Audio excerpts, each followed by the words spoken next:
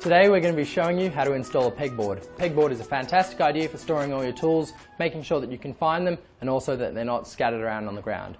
So the tools that we're going to be using today are our power drills, our hammer drill, a lot of our equipment for measuring, so our glasses and our earmuffs, texters and pencils for marking out, our screws, spaghetti, and obviously our pre-cut pegboard and our pre-cut timbers. Your first step is to drill into the bricks and install your wall plug.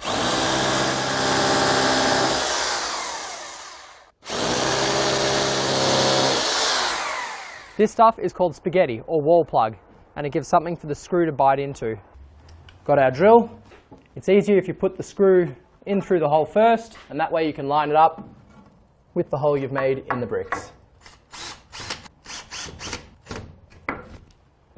Take your second screw. Again, place the screw into the hole.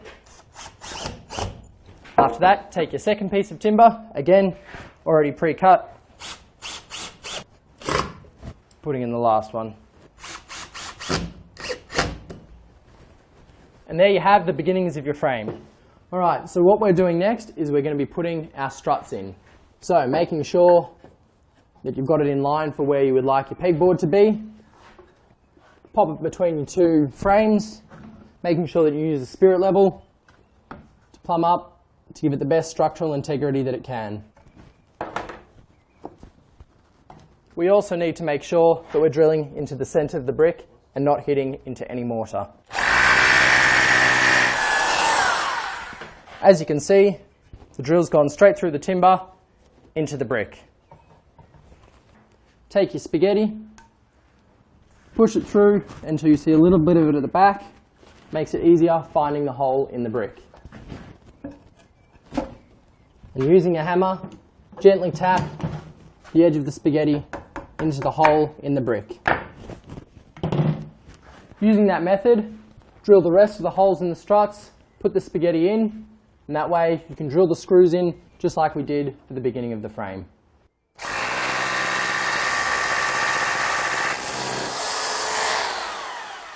So, once we've drilled all of our holes and put all of our spaghetti in, we're just going to finish off by popping the screws into the holes.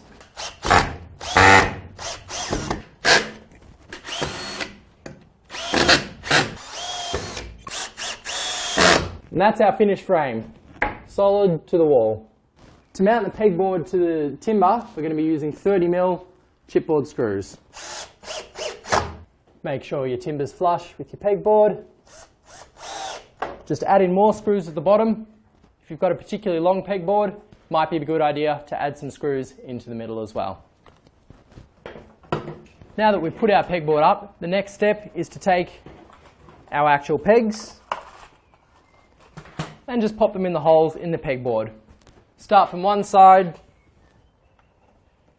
pop your peg in, and grab whatever tool you want to put up. Starting off with my spirit level. Next, I'm just going to add my hammer. And a handy little tip is that once you've hung your tools up, you can actually use a texter to mark around your tools. This means you'll always know where they go and which ones are missing. Now you've finished your pegboard, all your tools are nicely stored.